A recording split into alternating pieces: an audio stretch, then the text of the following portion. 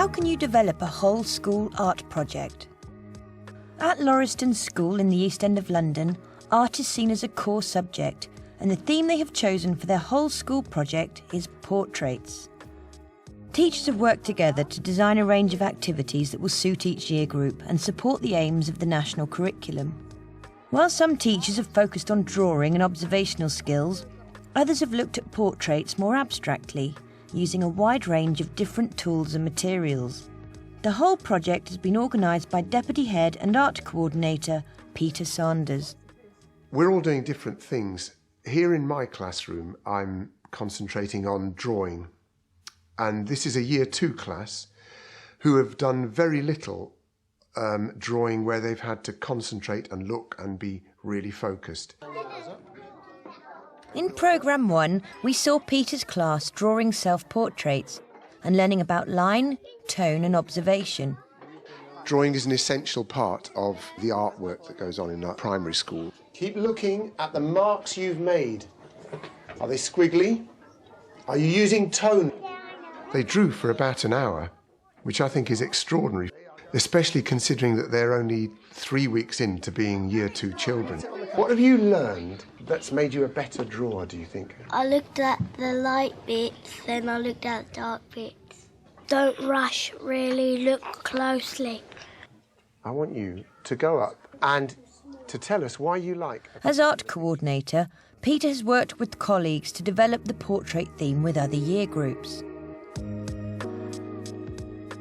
The nursery chose to do face painting.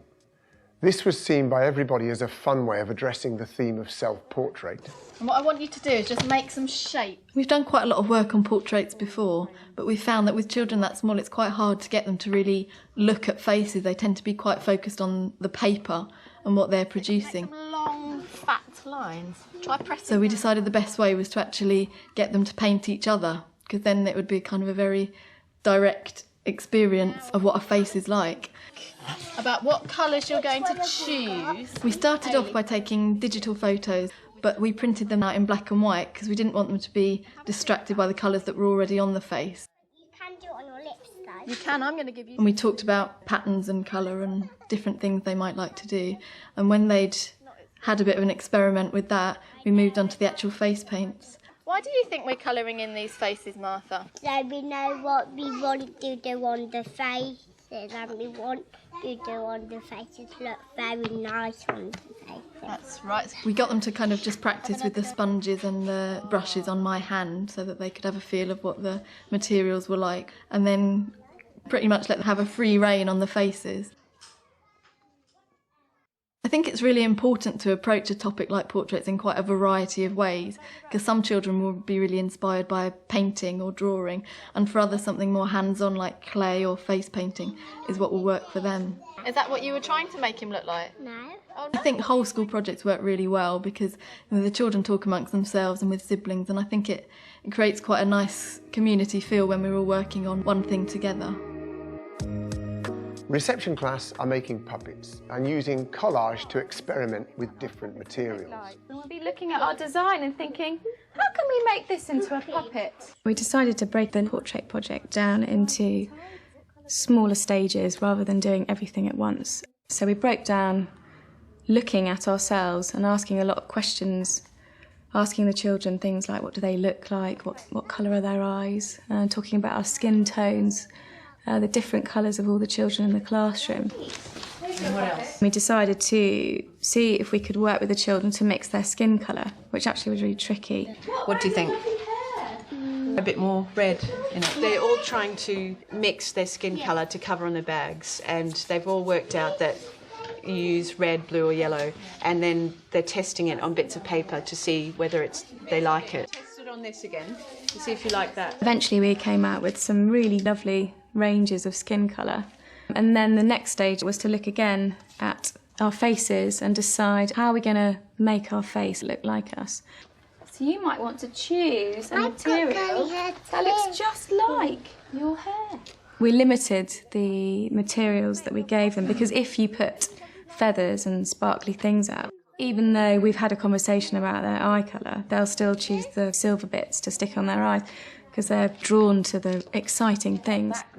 Can you see any other green on the table that you might want to use? And then it's just a question of having a look at what they've got and saying, OK, well, you've chosen blue for your eyes, that's great. What else do we need to put on your face to make it look more like you? I think they look quite good. The eyelashes are fantastic because that shows me that you've been looking really closely. Put your puppet on your hand, Kitty, and then we can tell a story with your puppet. You have to turn it round, don't you? Yeah, you do. Year 1 are doing colour mixing, which helps them to develop skills of blending and matching, as well as observation.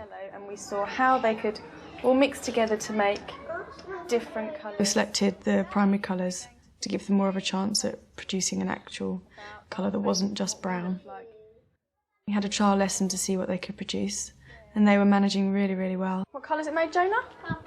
Purple. And we're going to try and make eye colour, skin colour. With our project on portraits, rather than thinking about the whole face in one go, which is quite daunting for a child and also quite difficult to do for anybody, we thought we'd go ahead with focusing them on hair, eye, lip and cheek colour.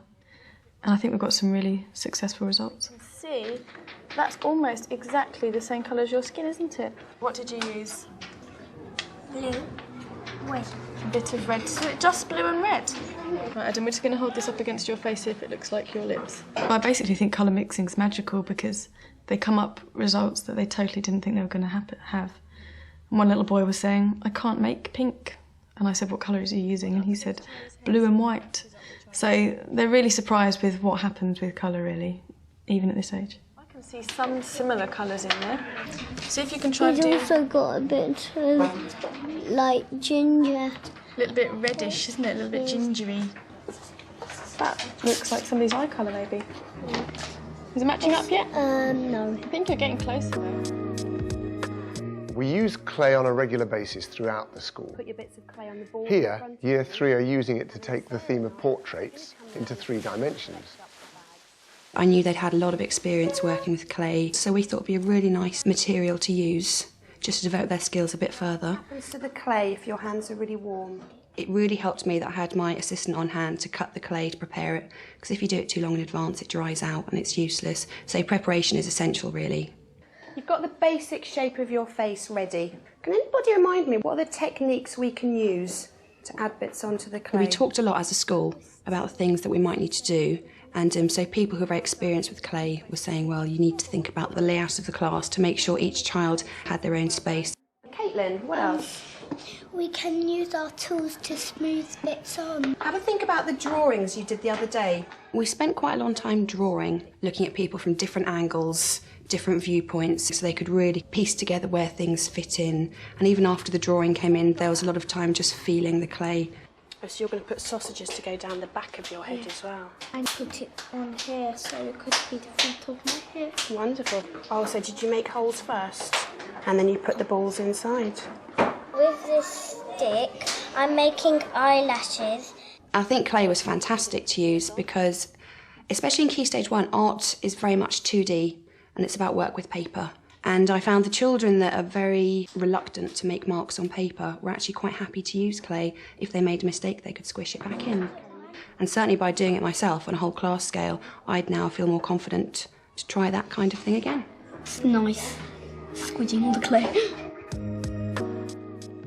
The idea came from some literacy work that they'd done where they'd invented some characters and they were encouraged to be as imaginative and as adventurous as they could. I just wanted the hair to look like a punk. How did you get this paper to curl? Because you've got the curls in your drawing and then you've got it on your mask as well. So the mask making is really putting sort of life into the character, the idea being that they will then wear the masks and become the characters that they've created. Why have you chosen those colours? What kind of animals are you thinking about?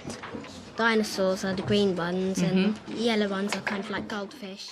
In terms of the actual making itself, the aim was to get the children to explore different ways of using very simple materials, such as card and paper, and experiment with different ways of folding, cutting and sticking. Then we covered it with the head with gum strip. I think it's good for the children to see what other children are doing and how portrait isn't just about drawing a face. It's about representing people in lots of different ways. Sounds like squirts mud out of its ears. This tongue is meant to be like an electrical tongue, so I called it cyber tongue. The eventual outcome will be that they'll wear the masks, and that will be another starting point for drama work. Year 5 have been looking at the way different artists have approached portraits. Picasso was the starting point for the folded card faces. Trying to fold paper and see if we could get a 3D effect, just like Picasso was doing. I thought it would be really nice for the children to have to think about portraits in 3 dimension. We want to now start looking at our profile, the side. It very quickly occurred to me that the children were going to struggle to get 3D portraits of themselves with the cutting, the scoring of cards, the folding, the bending.